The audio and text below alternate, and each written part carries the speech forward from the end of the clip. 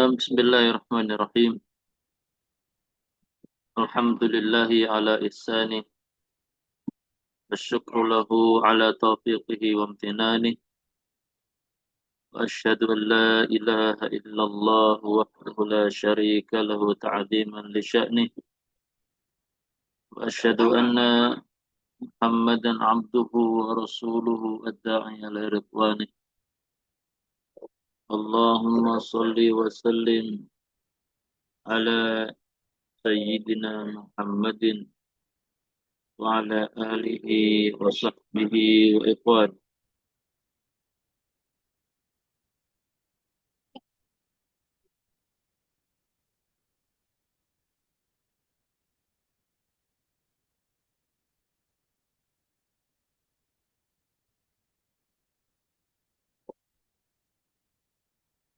Nah, kita coba menyapa terlebih dahulu ya, serta yang sudah tergabung. Di sini ada beberapa teman-teman yang sudah tergabung, alhamdulillah, sambil menunggu yang lain. Insyaallah. Assalamualaikum warahmatullahi wabarakatuh. Waalaikumsalam warahmatullahi wabarakatuh. Alhamdulillah. Teman-teman semua, kita melanjutkan pembahasan yang ada di Manzumah Haiyah dan sampai kita ke bait yang ke-7.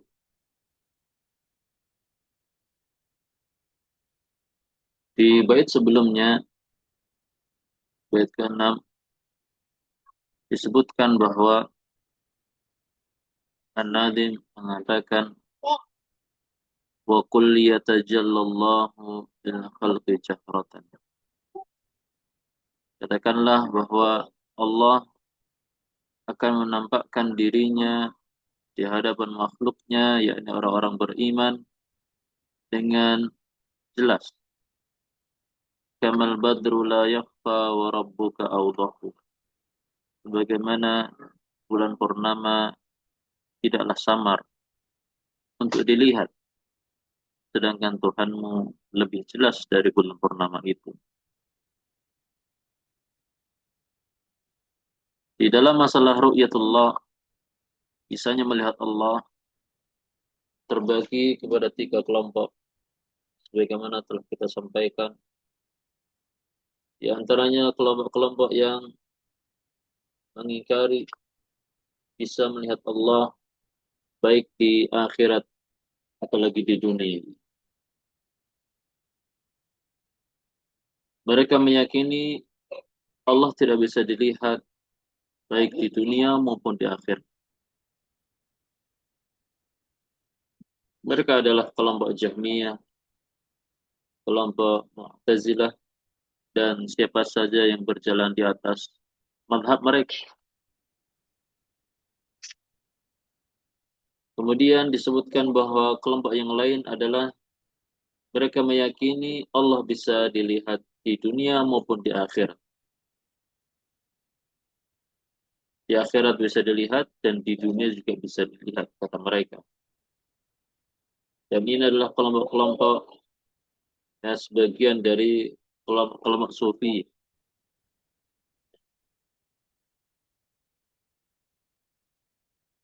Adapun kelompok yang ketiga adalah mereka yang meyakini bisa melihat Allah di akhirat, tetapi tidak bisa melihat Allah di dunia.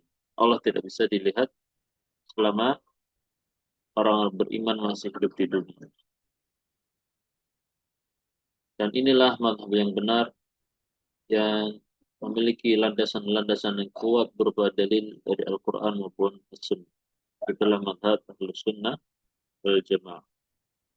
Sebagaimana Allah katakan, "Alladzina ahsanul husna wa ziyadah." Makna ziyadah adalah bisa melihat Allah di surga. Ya, dan itulah puncak kenikmatan di surga, yaitu melihat Tuhan pencipta kita semua.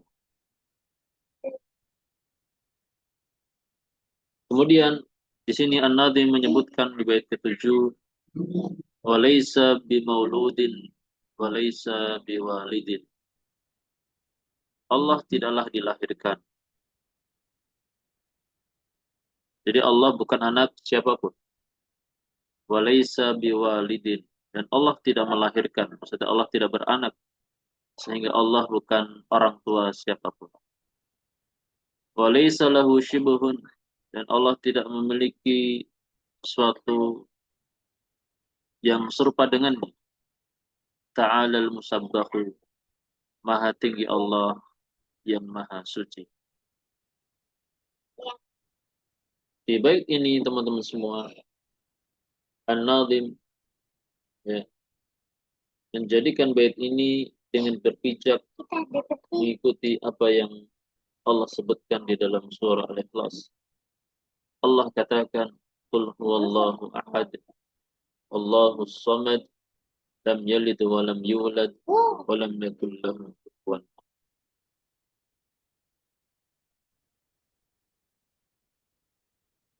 Surah Al-Ikhlas merupakan surah yang setara dengan seperti Al-Quran.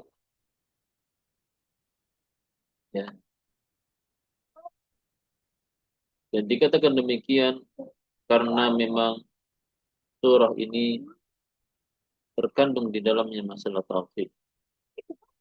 Karena Al-Quran itu ada 3 bagian. Bagian pertama membahas tentang masalah tauhid. Bagian kedua ya, atau pembahasan kedua tentang masalah halal dan haram, masalah hukum ya. Adapun masalah ketiga adalah tentang cerita-cerita atau kisah-kisah. Dan Al-Quran dan surah Al-Ikhlas ini dia fokus membahas masalah tauhidullah.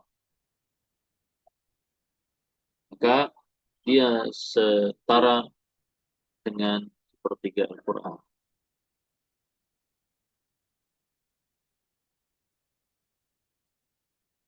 Kemudian kaitan bait ini teman-teman semua, bait ke-7 dengan bait sebelumnya yaitu bait ke-6 dan bait ke-8. Bila kita perhatikan di bait ke-6 fokus pembahasannya adalah masalah ru'yatullah, bisanya melihat Allah. Ya.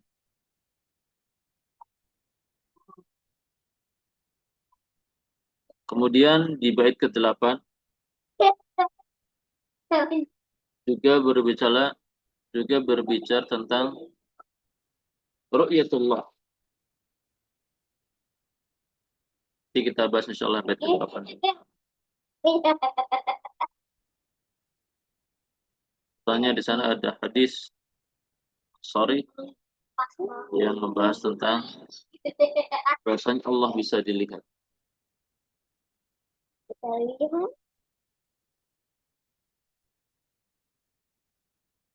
Ketika bait ke-6 dan bait ke-8 keduanya sama-sama membahas tentang ru'yatullah, bisanya melihat Allah di surga.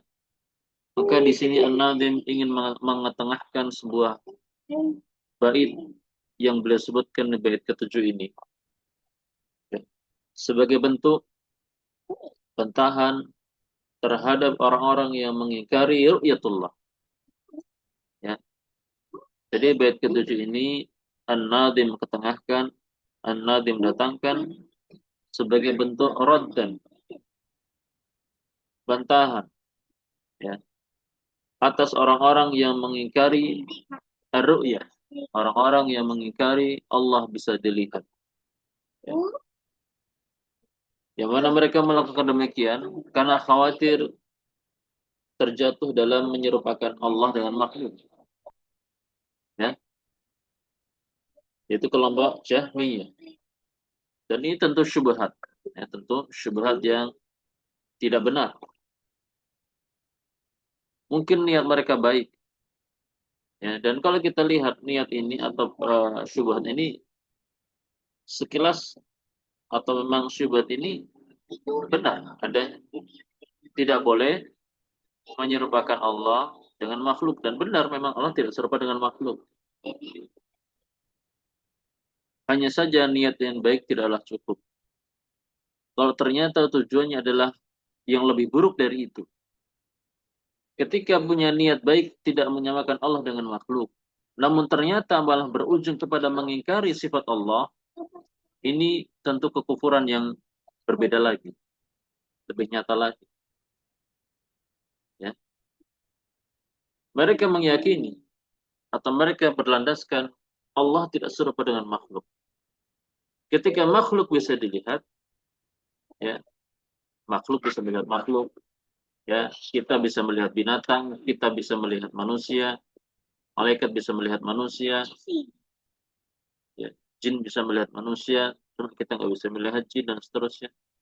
Ya. Ketika makhluk bisa dilihat oleh makhluk, maka mereka punya keyakinan Allah tidak bisa dilihat. Karena kalau Allah bisa dilihat, kata mereka, berarti Allah sama dengan makhluk. Gitu. Tentu ini tidak benar. Walaupun niat mereka adalah baik, yaitu tidak ingin menyerupakan Allah dengan makhluk. Namun mereka jatuh dalam kesalahan yang lebih besar, yaitu apa? Menolak ru'yatullah. Mereka meyakini Allah tidak bisa dilihat walaupun di akhirat. Padahal, ya, kalau kita perhatikan di bait ini, kita perhatikan bahwasannya Allah tegas, ya, bait ini kan berlandaskan surat Al-Ikhlas ya.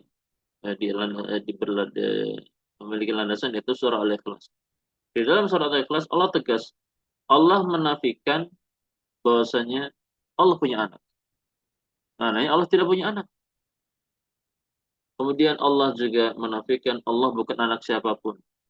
Ya, tidak punya bapak, tidak punya ibu. Dan Allah tidak memiliki sesuatu yang serupa dengannya. Ini sebuah bentuk apa namanya? Menafikan apa namanya sesuatu hal atau hal-hal yang itu tidak layak bagi Allah Azza wa Jalla.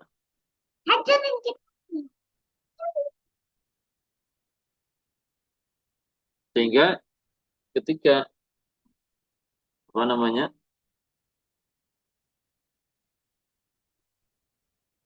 Banyak ayat atau banyak hadis yang menyebutkan bahwasanya Allah bisa dilihat.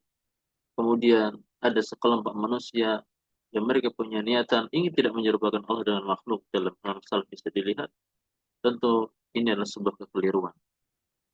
Ya, bahkan dalam masalah Allah bisa dilihat ini ketika di akhirat hadis-hadis yang berbicaranya ya itu sangat banyak, sangat banyak.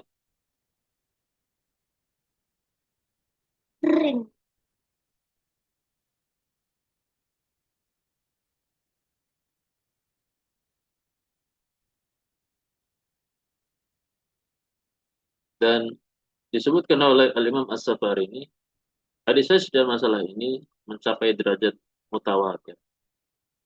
Maknanya sangat banyak sahabat yang meriwayatkan, ya, yang meriwayatkan tentang perkara ini.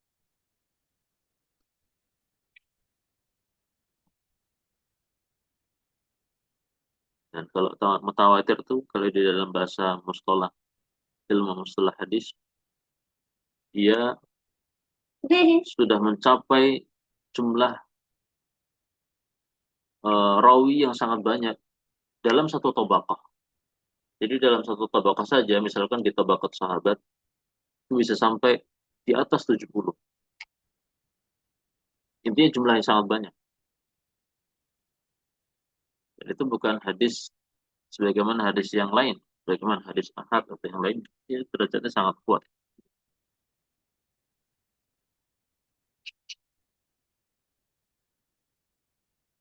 Nah ini, jadi kita harus yakin bahwasanya Allah bisa dilihat. Kemudian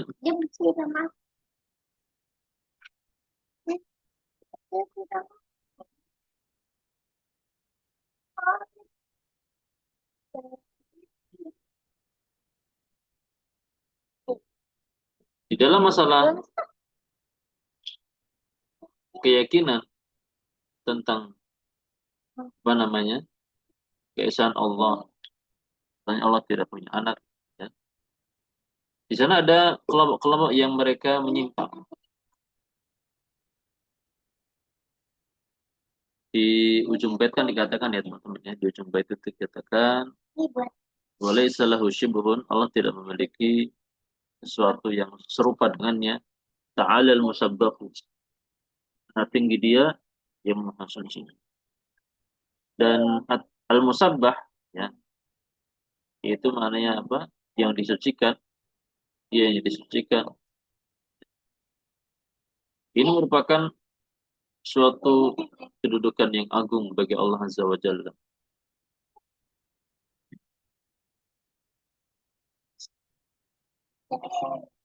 Hanya Allah suci dari memiliki anak. Karena kalau punya anak itu kan dia merupakan sesuatu celah bagi Allah. Beda sama kita. Kita ini kalau nggak punya anak, itu kita kurang. Manusia ini kalau nggak punya pasangan juga dinilai kurang. Manusia ketika belum punya pasangan dinilai belum lengkap, belum sempurna. Dan ketika sudah punya pasangan pun, ketika belum punya anak, itu juga masih belum dikatakan sempurna. Kok belum punya anak, gitu kan? Sampai akhirnya mungkin ada istilah mandul dan seterusnya. Nah, yang menjadi kesempurnaan bagi manusia itu bila ada pada Allah Azza wa Jalla, itu adalah sebuah kecacatan. Kita punya anak, pengen punya anak, kita dikasih anak karena kita butuh kepada anak. Ya, kita butuh kepada anak. Bagaimana anak memiliki orang tua, anak juga butuh kepada orang tua, saling membutuhkan.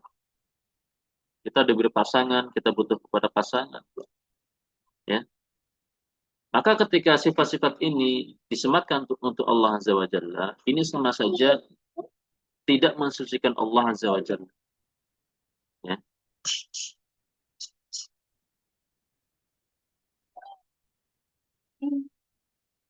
Maka kesempurnaan Allah adalah bersifat mutlak. Dari semua sisi Allah Maha sempurna, Maha suci dari segala bentuk kekurangan. Ya. Jadi kalau manusia punya anak itu karena memang dikatakan sempurna, dan kalau nggak punya anak itu tidak sempurna. Benar adanya karena memang manusia butuh anak, butuh anak. Tetapi kalau Allah punya anak, ya tentu itu adalah bentuk mencela Allah Azza wa Jalla. Jadi menganggap seakan Allah butuh kepada anak. Ya, matakhadha sahibatan wala waladan. Di surat Maryam. Allah tidak pernah menjadikan pasangan, Allah tidak punya istri, dan Allah tidak punya anak. Dan hampir-hampir langit pecah, bumi terbelah, ketika orang-orang Nasara mengatakan Allah punya. Ada satu kisah ya, kisah Masya Allah ini, kisah di zaman ini. Fitrah manusia itu sebetulnya meyakini Allah Esa, tidak punya anak.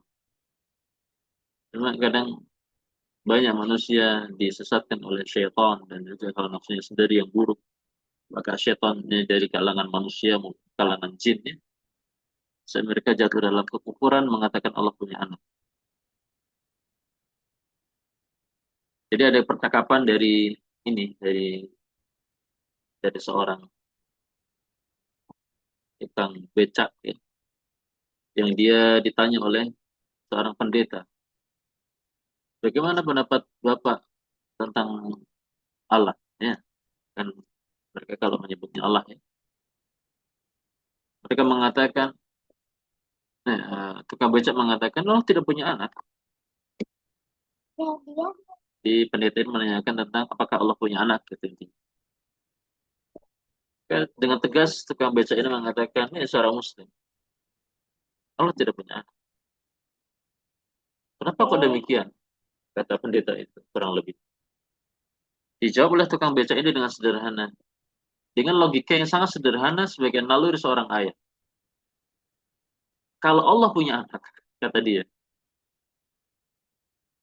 Allah akan kasih segalanya untuk anaknya. Ngapain Allah kasih untuk yang lain daripada makhluk-makhluk? Ya. Maksudnya apa? Seorang ayah, ya, seorang ayah, seorang ayah yang baik, ketika dia bekerja, dia mencari maisha, mencari nafkah, itu untuk kebutuhan siapa? Keluarganya, istri dan anak-anaknya. Nah, kalau Allah dikatakan punya anak, ya, apa yang Allah miliki, buat apa diberikan kepada yang lain? Seharusnya lebih diperhatikan siapa? Anak. Nah itu. Jadi ini logika sederhana dari seorang yang fitrahnya masih lurus, bahwasanya Allah itu Esa tidak punya anak. Ya, seperti itu ya. Dan memang Allah tidak punya anak, tidak punya. Dan di dalam masalah Allah punya anak ini, apa? Di dalam masalah keyakinan Allah tidak punya anak ini ada kelompok-kelompok yang menyimpang. Ya. Kita yakin teman-teman ya, lam yalid walam yulad. Allah tidak punya anak dan juga diperanakan. Ini merupakan batul kamal al-mutlak. Lillah azza wa jalla. Kesempurnaan yang mutlak. Menunjukkan sempurnanya Allah tidak punya anak. Tidak butuh anak, tidak butuh alam semesta ini. Wallahu ghaniyun anil alamin. Tidak butuh kepada alam semesta ini. Nah, di sana kelompok-kelompok yang menyimpang ini terbagi kepada tiga. Ya, makanya ayat-ayat ini lam yalid ya satu satu bagian ini dari ayat lam yalid walam yulad. Hadhil ayah lam yalid ini merupakan raddun ala thalathati tawaib.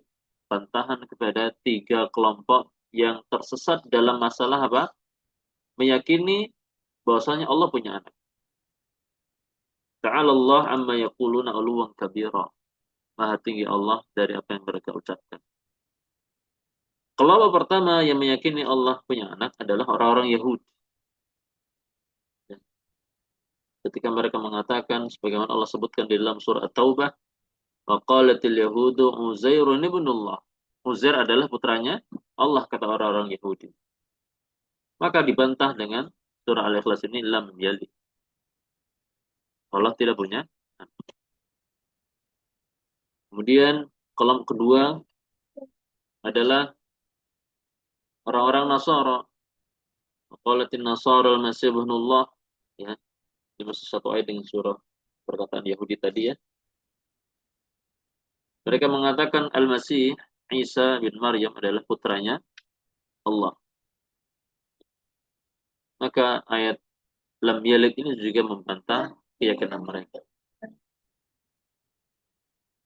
Allah katakan wa qalatil yahudu Uzairun ibnullah wa qalatin nasara al-masih ibnullah. Dzalika qauluhum bi afsahihim yudahiuna qala alladziina kafaru min qabl qatalahumullah anna yufakun.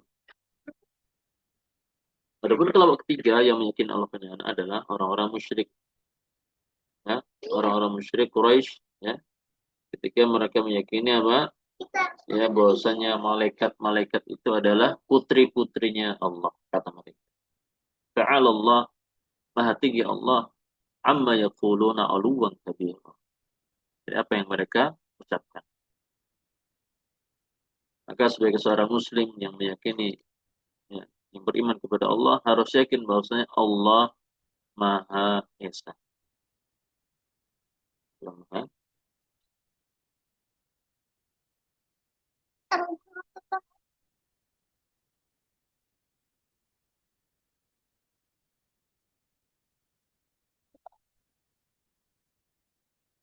Kemudian An-Nadhi mengatakan waqad yunkirul jahmiyyu hadha wa indana, dan kelompok Jahmiyah telah mereka mengingkari tentang hal ini.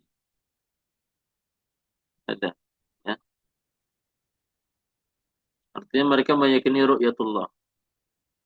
Ya, sekte Jahmiyah ini yang dinisbatkan kepada siapa? Jahm bin Safwan, ya. Yang merupakan kelompok yang sesat, ahli bid'ah. Ya, karena mereka mengingkari nama-nama Allah, mereka mengingkari sifat-sifat Allah. Mereka meyakini bahwasanya keimanan hanyalah sebatas pengetahuan saja, tidak bisa bertambah, tidak bisa berkurang. Mereka meyakini bahwasanya Al-Quran adalah makhluk, ya. maka sangat pantas kelompok ini disebut kelompok yang sesat, ahli bid'ah. Ya, mereka ya termasuk dalam hal ini mengingkari ru'yatullah. Ya, pada sini An-Nadhim mengatakan waqad yunkirul Jahmiyyu hada, dan sekte Jahmiyah mereka mengingkari masalah ini. Dan sungguh sekte Jahmiyah telah mengingkari perkara ini. Mereka tidak percaya Allah bisa dilihat di akhirat. Kemudian An-Nadhim mengatakan wa indana, wa indana ini nyambung di sini teman-teman ya. Ini yang ada di satr pertama nih loh ya. Ini bait ke-8. Nah. Wa indana bimisdaqi ma qulna, dan kami punya ya sesuatu yang menjadi pembenaran untuk apa yang kami ucapkan, berupa apa? Haditsun musarrahu, hadis yang sangat jelas. Ya, jadi ada sebuah hadis ya yang diriwayatkan oleh Jarir. Ya, nanti mengatakan di situ ya. Ini ya di bait ke-9 nyambung sama bait ke-9. Rawahu Jarirun. Hadis ini diriwayatkan oleh Jarir ya. Di dalam masalah tentang ketetapan Allah bisa dilihat di akhirat. Ya, kharaja alaina Rasulullah sallallahu alaihi wasallam, telah keluar kepada kami Rasulullah sallallahu keluar kepada kami Lailatul Badri, di malam purnama. Kemudian beliau bersabda, "Innakum satarawna rabbakum yaumal qiyamah kama tarawna hadza." Sesungguhnya kalian akan melihat Tuhan kalian pada hari kiamat sebagaimana kalian melihat ini, melihat bulan purnama. Maksudnya bukan menyamakan Allah dengan purnama, bukan, tetapi cara melihatnya itu mirip dengan itu, melihat purnama. Gimana sifat cara melihatnya? La tudammuna fi ru'yati. Kalian tidak berdesak-desakan ketika melihatnya. Maksudnya enggak umpel-umpelan, ya, tidak dorong sini, dorong sana, dorong sini, ya. Artinya orang-orang beriman ketika surga nanti, ya, akan diberikan kenikmatan yang agung ini, dan mereka ketika melihat Allah tidak berdesak-desakan. Nah ini, tadi riwayat Al-Imam Al-Bukhari. Dan kita sudah sebutkan tadi, berkata Imam As-Safarini, al-haditsu fi hadzal bab wasalat ila haddit tawatur. Hadis-hadis yang berbicara tentang masalah ru'yatullah itu mencapai derajat mutawatir. Artinya sangat banyak hadis yang berbicara masalah ini. Nah ini, ya teman-teman ya. Dan Jahmiyah mengingkari ini. Ya, Jahmiyah mengingkari ini. Jadi mereka mengingkari ya ru'yatullah. Karena memang mereka mengingkari segala apa yang tidak masuk akal, kata mereka. Ya, min umuril ghaib, dari perkara-perkara ghaib. Makanya di dalam masalah tentang takdir ya, kelompok Jabariyah, kelompok Jahmiyah ini adalah pahamannya paham Jabariyah. Ya. Apa itu paham Jabariyah? Paham Jabariyah ini paham yang meyakini bahwasanya manusia itu di dalam perbuatan mereka bagaikan anai-anai yang berterbangan, yang dihembuskan angin. Apa ya bahasanya? Sesuatu yang bulu-bulu yang itu loh, yang apa namanya? Semacam itu. Semacam debu ya, semacam partikel-partikel yang dihembuskan angin ke sana kemari. Yang nggak punya pilihan, intinya yang ngikut gerak angin ya. Kita bisa. Yang nggak ada apa namanya kehendak ya sama sekali. Nggak ada pilihan sama sekali dalam hidup. Ya. Ini. Dan ini keyakinan keliru teman-teman semuanya. Keyakinan dalam masalah takdir itu kita pertengahan ya. Ahlussunnah wal Jamaah itu pertengahan. Ada kelompok yang memang mereka berlebihan ya. Ini sedikit bahasa masalah takdir ya. Jadi takdir itu ada 3 kelompok manusia dalam meyakininya. Yang pertama, kelompok yang meyakini takdir itu, manusia di dalam masalah takdir itu betul-betul dipaksa. Ini tadi Jabariyah. Jadi ketika mereka makan itu tangannya gerak sendiri. Mereka minum gerak sendiri, mereka sholat juga gerak sendiri, mereka ini gerak sendiri. Jadi mereka nggak punya kehendak sama sekali. Makanya nanti sebagian mereka kalau melakukan maksiat, ya mereka membenarkan maksiatnya. Bagaimana dikatakan dalam kisah Umar bin Khattab ya, ketika mendapati seorang pencuri, kenapa kamu mencuri? Ya, saya mencuri karena takdir Allah. Artinya ini keyakinan Jabariyah, dipaksa gitu loh bahasanya, terpaksa. Kemudian yaudah sini saya potong tangan. Gitu kan. Kenapa kamu potong tangan saya? Kan saya dipaksa. Jawaban Umar mudah. Saya juga potong tanganmu karena takdir Allah. Gitu aja. Ya. Ini kalau yang keliru. Makanya di dalam masalah takdir ini kita harus hati-hati ya. Jangan sampai kita tuh punya keyakinan. Ini loh. Apa ya? eh Istilahnya tuh kita kan diberikan kehendak oleh Allah. Nah, terus akhirnya menjadikan apa yang ada di hidup kita ini sudah seakan apa namanya? Jadi beda sama tawakal ya, beda sama tawakal. Jadi seakan kita itu hidup eh, nggak punya pilihan, ya nggak punya pilihan, ya nggak punya kehendak, nggak punya, terus akhirnya nggak punya rencana juga, nggak punya ini, terus pokoknya pokoknya kayak mengalir gitu, mengalir. Ya kak, ya kalau akhirnya mengalir ke tempat yang bagus, mengalir ke selokan, mengalir ke tempat-tempat yang ini kan nggak bagus juga. Karena kita diberikan pilihan oleh Allah Azza wa Jalla untuk menempuh apa yang terbaik ya dalam hidup kita. Nah, kelompok yang kedua yang punya keyakinan Allah itu nggak punya andil dalam mengatur kehendak makhluk. Jadi semua yang diusahakan oleh makhluk itu murni kehendak mereka. Jadi ini juga bahaya ya.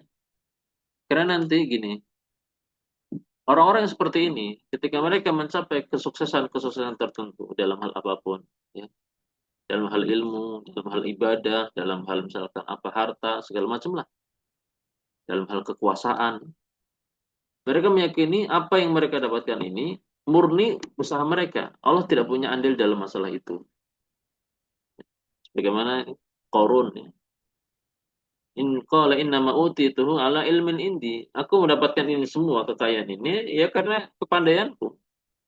Maksudnya dia merupakan Allah Azza wa Jalla. Padahal Nabi Sulaiman alaihissalam yang mengatakan apa hadza min fadli rabbi liyabluwani aashkuru am. Ini juga kayak yang keliru. Sehingga misalkan ketika dia bisa sholat, ya ini aku yang usaha. Allah nggak jadikan aku bisa sholat. Ini kan nggak boleh. Gimana dia meyakini? Wong dia aja, maksudnya gini lah. Kita manusia ini, kita kan menciptakan diri kita sendiri nggak bisa. Ya. Maka bagaimana akhirnya kita punya keyakinan yang keliru tadi berupa apa?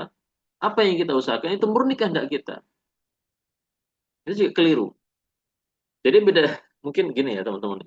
Ini Masya Allah nih, keyakinan yang keliru tadi antara yang ekstrim ke atas, ekstrim ke bawah. Makanya benar, yang benar bagaimana teman-teman semua. Ahlussunnah wal Jamaah punya keyakinan, ya. Allah punya kehendak dan makhluk juga punya kehendak. Cuma kehendak makhluk itu di bawah kehendaknya Allah. Itu makanya Allah katakan, wa ma tasyauna illa ayyasha Allahu rabbul alamin. Tidaklah kalian berkehendak kecuali itu adalah kehendak Allah juga. Nah, itu. Artinya ketika Allah berkehendak menciptakan iblis, itu juga kehendak Allah Azza wa Jalla. Allah berkehendak untuk menciptakan ya neraka, itu juga murni kehendak Allah Azza wa Jalla. Artinya apa yang kita lakukan itu juga Allah yang berkehendak. Makanya kan dalam keyakinan masalah takdir kan ada tingkatannya teman-teman ya. Ada tingkatan dalam iman kita kepada takdir ya. Ini kan sudah kita bahas ya pada pertemuan saat kita membahas tentang mantumah iman tauhid ya. Bahwasanya di dalam keyakinan terhadap takdir itu kita harus yakin semua yang terjadi Allah Maha tahu. Ya. Allah Maha tahu. apa yang sudah terjadi, apa yang belum terjadi, apa yang akan terjadi, apa yang tidak akan terjadi, apa yang nantinya terjadi, bagaimana cara terjadinya, apa yang tidak akan terjadi, dan andai kan terjadi, bagaimana cara terjadinya, Allah Maha tahu. Jadinya Allah Maha tahu segala sesuatu. Kemudian kita juga yakin bahwasanya sesuatu itu sudah ditulis oleh Allah Azza wa Jalla. Nah, makanya ini teman-teman semua. Kalau sesuatu sudah ditulis, ya, berarti ini, apa namanya? Sesuatu terus sudah ditakdirkan. Berarti siapa yang berkehendak? Allah Azza wa Jalla. Cuma makhluk dikasih pilihan, ya. Makanya kan faman syaa falyu'min, waman syaa falyakfur. Siapa yang mau silahkan beriman, siapa yang mau silahkan kufur gitu. Jadi makhluk itu dikasih kehendak, cuma kehendaknya itu di bawah kehendak Allah Azza wa Jalla.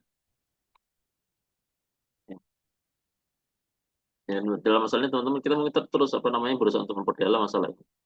Makanya kan di dalam usaha manusia ketika mereka mengikhtiarkan untuk sesuatu hal, misalkan kita mendakwakan tentang keimanan kepada seseorang. Bagaimana Nabi SAW mendakwakan iman kepada siapa? Pamannya Abu Talib.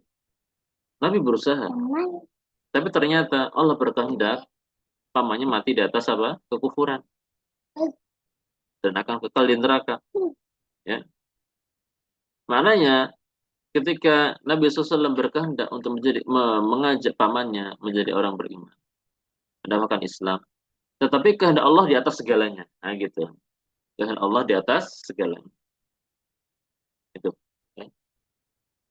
Kemudian tadi tingkatan yang berikutnya adalah masyiah. Semuanya adalah Allah yang berkehendak. Kemudian tingkatan yang berikutnya lagi adalah al-khalq. Bahwasanya seluruhnya adalah Allah yang menciptakan. Wallahu khalaqakum wa ma ta'malun. Nah, nah ini. Kemudian rawahu Jarirun.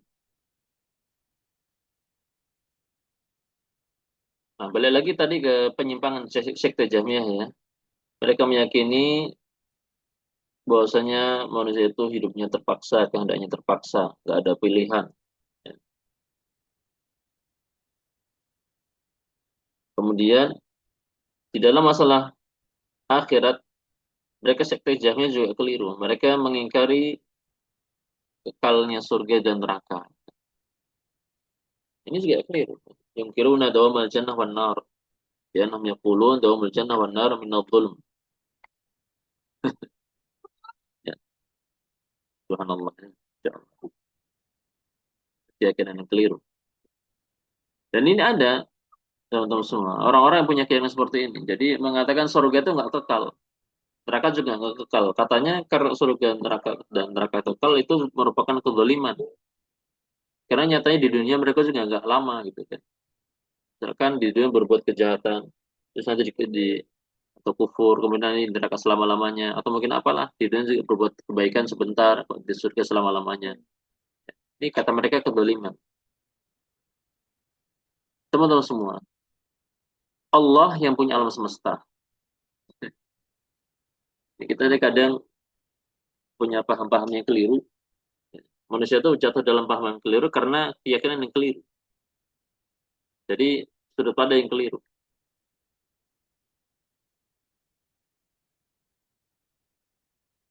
Allah yang punya alam semesta.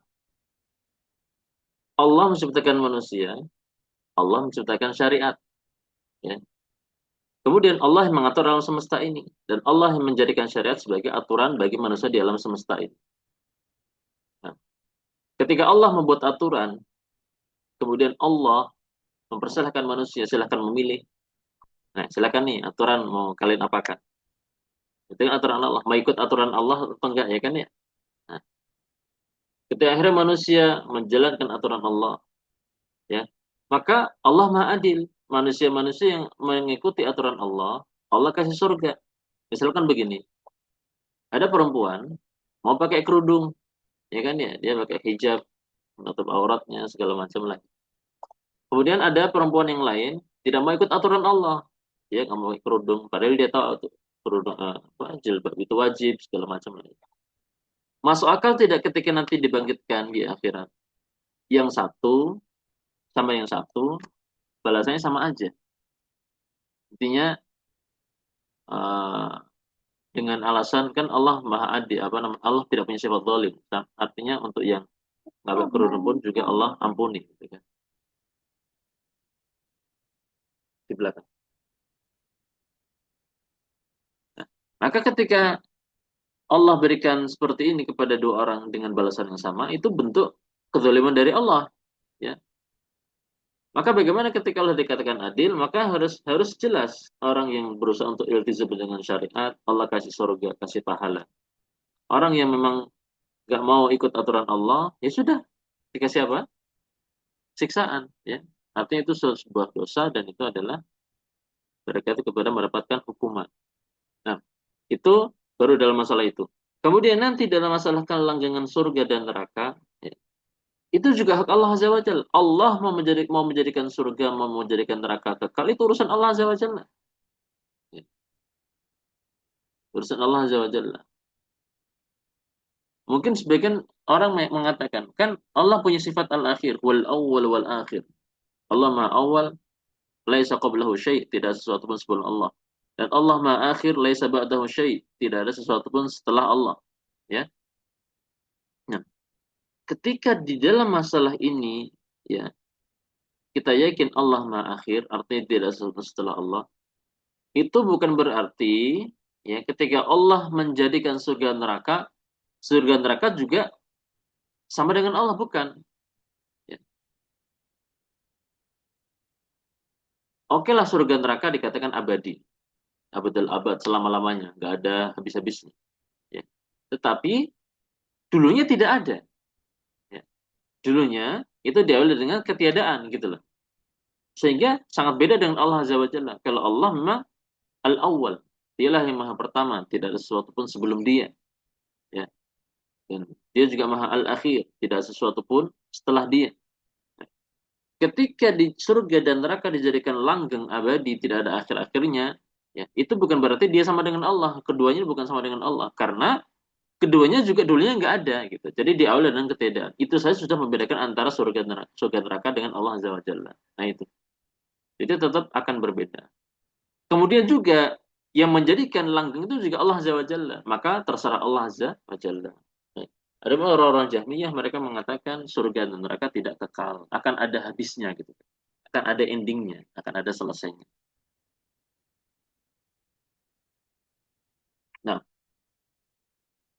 di bait 9, An-Nadhm mengatakan rawahu Jarirun an maqali Muhammadin. Ya, Jarir, sahabat Jarir, ya, Jarir bin Abdullah Al-Bajali, sahabat yang mulia, ya, termasuk di antara para perawi dari tabaqat sahabat, ya. Dan tentu ketika di sini An-Nadhm menyebutkan sahabat bernama Jarir, bukan berarti membatasi hanya Jarir saja yang meriwayatkan, bukan. Ya, maksudnya, ya, ada sahabat-sahabat lain juga yang meriwayatkan, cuma di sini sebagai permisalan saja. Apalagi kan dalam masalah ini hadisnya sudah mencapai derajat mutawatir, ya. Nah, rawahu Jarirun an maqali Muhammadin, ya, maksudnya apa? Jarir meriwayatkan dari, ya, sabda Nabi sallallahu alaihi wasallam. Fakul mithla ma qad qala, maka katakanlah olehmu mithla ma qad qala bidzaka. Katakanlah olehmu di dalam masalah ru'yatullah ini seperti yang telah Nabi sallallahu alaihi wasallam sabdakan. Allah bisa dilihat. Ya, jangan engkau menyelisihi apa? Maknanya juga jangan engkau menyelisihi apa yang Nabi sallallahu alaihi wasallam sabdakan. Kalau Nabi bersabda, mensabdakan bahwasannya nanti Allah bisa dilihat sebagaimana bulan purnama bisa dilihat. Terus kemudian ada orang punya keyakinan Allah nggak bisa dilihat. Ini sama aja menyelisih siapa? Menyelisih Nabi SAW, dan itu merupakan kekufuran. Ya, nggak boleh. Ya, tidak boleh. Berbahaya, ya, berbahaya. Ya, ketika kita mau mengikuti apa yang disabdakan oleh Nabi SAW, maka kita apa? Tanjahu, akan selamat. Yang akan apa? Selamat. Apalagi kita harus yakin bahwasanya apa yang disabdakan oleh Nabi SAW itu bukan dari hawa nafsu beliau. Ya.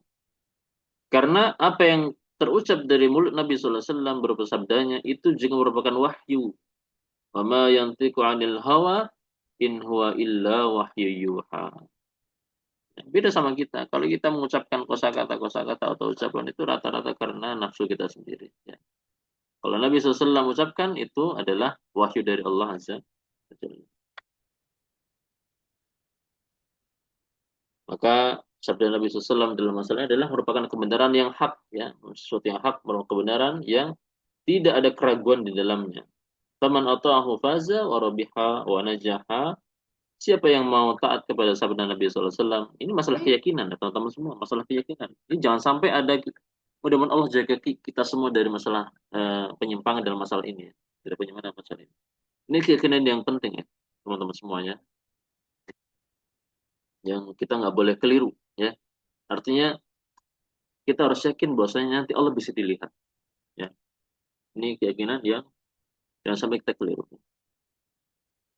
Kita memohon kepada Allah hidayah, ya. Jangan sampai kita menyelisih Nabi SAW dalam masalah ini. Ya, akidah.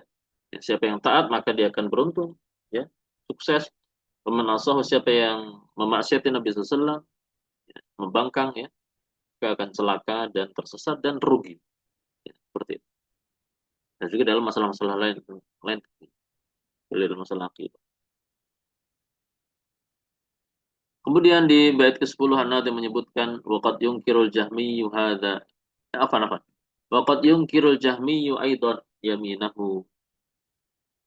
Ya. Dan sungguh sekte Jahmiyah ini juga mereka mengingkari, ya, yaminahu, tangan kanan Allah Azza wa Jalla.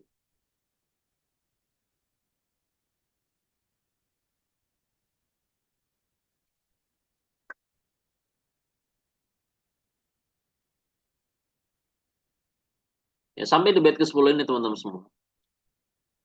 An-Nadhi masih menyebutkan tentang kesesatan-kesesatan sekte Jahmiyah. Ya, ini kan mungkin memang sejarahnya itu, sejarah latar belakang ditulisnya Nadhim ini juga adalah tujuan membantah ini, ya, keyakinan-keyakinan yang keliru yang ada di zaman itu. Maka penting juga teman-teman semua, ya, ini pesan buat anak pribadi, ya, tentunya sama teman-teman semua dalam masalah akidah itu juga kita harus mengikuti perkembangan yang ada di zaman ini. Di zaman ini juga banyak penyimpangan-penyimpangan dalam masalah akidah lebih parah dari zaman dulu, ya. Yang nanti ujung-ujungnya adalah ateisme, ya, meyakini tidak ada Tuhan. Ini juga berbahaya. Dan kalau sudah meyakini tidak ada Tuhan, maka mereka hidup tanpa aturan, semau semau semau gue gitu kan. Ini nggak boleh, tidak boleh. Nah, ini sudah banyak. Banyak manusia digiring, ya, didakwahkan kesesatan ini di tengah-tengah manusia, dan banyak manusia yang memang tergelincir, sebagian kaum muslimin, sebagian pemuda-pemuda kita kaum muslimin, mereka jatuh dalam keyakinan ini, ragu akan adanya Tuhan, ya. Padahal orang-orang kufar Quraisy yang diperang oleh Nabi SAW itu, teman-teman semua, ya, itu mereka tuh yakin Allah ada. Abu Lahab itu, Abu Lahab, Abu Jahal, ya, siapa itu, kembang-kembang yang kufar Quraisy itu mereka tuh percaya Allah ada. Ya. Kok ternyata ada sebagian manusia dari yang mengaku Muslim, kata Islam segala macam di zaman ini, mereka ragu tentang adanya Tuhan. Ya. Sampai akhirnya mereka berani berbuat apa yang tidak masuk akal. Teman-teman semua, orang kalau sudah ragu tentang adanya Tuhan, sudah nggak percaya dengan adanya Tuhan, yang ini ujungnya adalah paham ateisme, ya, nanti mereka akan hidup semaunya. Sudah tidak ada aturan lagi di muka bumi ini. Padahal, ya, bumi ini dengan segala isinya, ada penciptanya, ya. Maka di sana ada aturan. Kalau tidak ada aturan, bagaimana jadinya hidup kita? Nah, ini diantara yang menjadi perhatian bagi kita di tengah-tengah kaum muslim apa? Ketika zaman ini banyak penyimpangan-penyimpangan akidah juga. Jadi jangan merasa hari ini dakwah tauhid nggak diperlukan. Dakwah tauhid harus tetap ditegakkan sampai hari kiamat. Ya, ini harus kita pegang teman-teman semua, ya. Jadi jangan sampai wah manusia hari ini nggak syirik, semua tauhid, mereka sholat segala macam. Ya. Ikhwan, akhwat. Ini juga paham yang keliru, ya. Meyakini manusia hari ini aman, gak ada yang jatuh dalam syirik. Ini kita lihat hari ini bagaimana praktik kesyirikan semakin merajalela dengan segala bentuk warna-warninya, ya. sadar tidak sadar, ya, tahu tidak tahu, besar atau kecil, sebenarnya kalau kita mau melihat realita di tengah-tengah masyarakat kaum muslimin di negeri kita saja, praktik kesyirikan sangat banyak, ya, sangat-sangat banyak. Kemudian praktik-praktik apa, paham-paham kekufuran tadi, ya, yang didakwakan oleh orang-orang liberal, ya, oleh orang-orang kufar yang mereka mereka hafal Al-Quran segala macam, tentu untuk menyesatkan manusia, ya. Maka kita memohon kepada Allah Azza wa Jalla agar kita senantiasa istiqomah di dalam belajar akidah, tauhid, dan juga mendakwakan. Nah, jadi di antara perhatian yang buat kita semua di hari ini pun ada penyimpangan-penyimpangan itu, dan itu masih ada, itu harus kita, paling tidak kita bisa menjaga diri kita dan juga keluarga kita, ya, yang terdekat. Nah, maka di antara penyimpangan yang ada di zaman mu'alif, Nazim, adalah penyimpangan dalam masalah ini. Penyimpangan-penyimpangan dalam masalah mengingkari sifat-sifat Allah. Nah, sekte Jahmiyah ini mereka mengingkari tangan kanan Allah, ya. Jadi sampai bait ke-10 ini An-Nazim masih fokus membantah keyakinan-keyakinan keliru sekte Jahmiyah.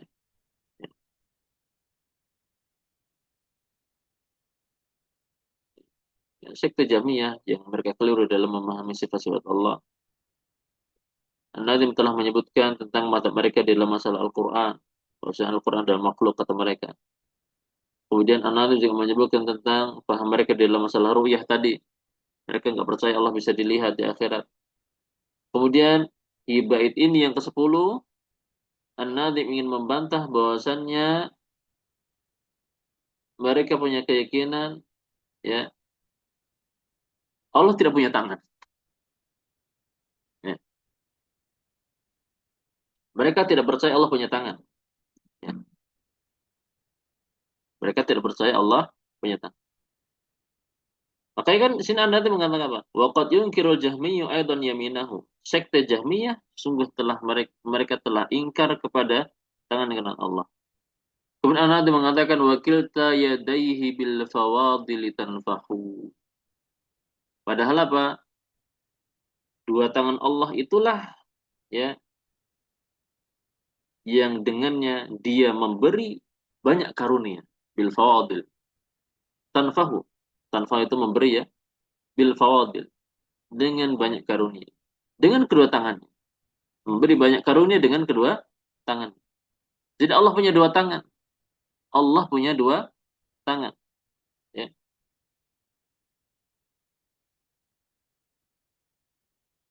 Nah, orang sekte Jahmiyah mereka tidak percaya adanya ini. Mereka nggak percaya kalau Allah punya tangan kanan. Mereka tidak percaya kalau Allah itu punya tangan, ya. Dan di sini Allah mengatakan wakil yadaihi, beliau ingin menjelaskan bahwasanya Allah punya dua tangan. Dan dalil Al-Quran, As-Sunnah, Al-Ijma' telah menunjukkan perkara ini, tetapnya perkara ini. Yaitu apa? Ketetapan Allah punya dua tangan, ya. Sebagaimana Allah berfirman membantah orang-orang Yahudi yang mengatakan tangan Allah terbelenggu. Ya, ketika mereka mengatakan sebagaimana Allah kisahkan, apa nama, qalatil yahudu yadullah maghlulah. Orang-orang Yahudi mengatakan tangan Allah terbelenggu. Allah bantah. Ghullat aidihim. Justru tangan mereka itulah yang terbelenggu. Walu'inu bima qalu. Dan mereka nanti akan dilaknat dengan sebab ucapan mereka. Bal yadahu mabsutatani yunfiqu kaifa yasha. Bahkan kedua tangan Allah terbentang. Dia memberikan nafkah, memberikan infak, dia memberikan karunia kepada siapa yang dia kehendaki.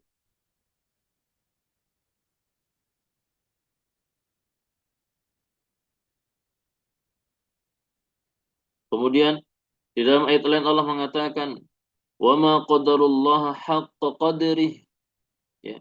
Dan orang-orang musyrik itu mereka hakikatnya tidaklah mengagungkan Allah dengan sebenar-benarnya. Kenapa? Karena mereka berbuat kesyirikan. Di samping meminta kepada Allah, mereka juga meminta kepada selain Allah. Kemudian Allah sebutkan di lanjutannya, wal ardu jami'an qabdatuhu yaumal qiyamah. Dan bumi ini seluruhnya nanti akan aku genggam pada hari kiamat, kata Allah Azza wa Jalla. Ya. Was-samawati matwiyatum biyaminih, ya. Dan juga langit-langit yang ini akan dilipat dengan tangan kanannya. Ini kita perhatikan teman-teman ya. Allah tegas menyebutkan tangan kanan di dalam ayat. Ya. Tegas Allah katakan biyamini. Ya. Subhanahu wa ta'ala amma yusyrikun. Maha suci Allah dan maha tinggi dia dari apa yang mereka persekutukan. Ya. Jadi Allah nanti akan menggenggam bumi ini. Dan Allah akan melipat langit dengan tangan kanannya. Ya.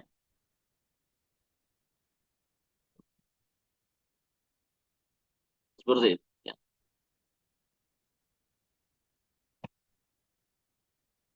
Maka kita harus yakin bahwasanya Allah Pak, punya tangan. Dan telah datang dalam sebuah hadis Nabi sallallahu alaihi wasallam di dalam Sahih Muslim, yatwillahu azza wa jalla as-samawati yaumil qiyamah. Allah akan melipat langit-langit ini pada hari kiamat. Tsumma ya'khudhuhunna biyadihil yumna. Kemudian Allah akan ambil dengan tangan kanannya. Tsumma yaqul anal malik. Kata Allah, akulah raja. Ainal jabbarun, di mana orang-orang yang diktator ketika di dunia. Ainal mutakabbirun, di mana orang-orang yang sombong. Ya. Tsumma yatwil ardin. Kemudian Allah juga akan lipat bumi yang 7 ini. Bishimalihi, dengan tangan kirinya. Tsumma yaqul anal malik. Akulah raja, kata Allah. Ainal jabbarun, ainal mutakabbirun, di mana orang-orang yang diktator, di mana orang-orang yang sombong. Ya. Di hadis ini disebutkan shimal ya. Dan di dalam masalah keyakinan dua tangan Allah itu ada 3 pendapat ya. Ada yang mengatakan, pendapat pertama mengatakan tangan kanan Allah itu kanan dan kiri, yamin dan shimal. Kemudian ada yang mengatakan tangan kanan Allah itu dua-duanya kanan. Karena kalau kiri itu identik dengan sesuatu yang kurang baik. Ya, misalkan kita punya tangan kiri ya, dan kita memang punya tangan kiri, masya Allah dikasih tangan kiri. Biasanya tangan kiri kita itu sesuatu yang, mohon maaf, misalkan kayak istinja ya, atau mungkin apalah ya, bisa pakai tangan kiri. Ya, makanya kan makan nggak boleh pakai tangan kiri ya, makan pakai tangan kiri nggak boleh. Nah, makanya pendapat yang kedua ini mengatakan tangan Allah itu dua-duanya kanan. Ya. Kemudian pendapat ketiga mengatakan Allah punya 2 tangan, satunya kanan dan satunya yang lain. Gitu. Jadi istilahnya al-ukhra. Nggak disebut kanan, nggak disebut kiri. Biyadihil ukhra. Ala kulli hal teman-teman semua, 3 pendapat ini nggak bertentangan sebetulnya. Artinya memang ada sesuatu yang melandasi dari 3 pendapat ini. Cuma ya kita harus yakin Allah punya 2 tangan gitu loh. Toh misalkan dikatakan tangan Allah dua-duanya kanan. Ya. Karena bagaimanapun ya ketika Allah dikatakan Allah punya 2 tangan dan dua-duanya kanan, itu juga jangan kita bayangkan Allah sampai dengan makhluk. Ya. Wong kita membayangkan tangan Allah kanan kiri saja, misalkan istilahnya kanan kiri. Ya. Itu juga kita nggak bisa bayangkan sebagaimana tangan makhluk. Sebagaimana kita punya tangan nggak bisa disamakan dengan tangan, mohon maaf, tangan monyet misalkan. Maka Allah jauh berbeda dari segala makhluk. Ya, Allah punya 2 tangan dan itu sama dengan tangan makhluk. Intinya kita percaya Allah punya tangan. Dan jangan sampai kita membayangkan misalkan dalam masalah melipat langit dengan tangan. Terus kita bayangkan tangannya ada bentuknya seperti ini, nanti langit dilipat digulung. Nah, itu jangan kita bayangkan. Terus kita percaya aja Allah punya tangan, nantinya tangan Allah akan dia gunakan untuk menggulung langit. Cukup kita imani dan kita terima. Tidak perlu kita bayangkan. Ya. Maka makna bait ini teman-teman semua, bahwasanya sekte Jahmiyah mereka mengingkari Allah punya tangan. Padahal Al-Quran dan As-Sunnah tegas mengatakan sepakat Allah punya 2 tangan. Ya. Nah, insya Allah kita lanjutkan teman-teman ya di pertemuan yang akan datang. Karena sudah menunjukkan 20.30, melanjutkan bait ke-11 dan seterusnya insya Allah. Mudah-mudahan bermanfaat. Kita tutup pertemuan ini dengan kafaratul majelis. Subhanakallahumma wa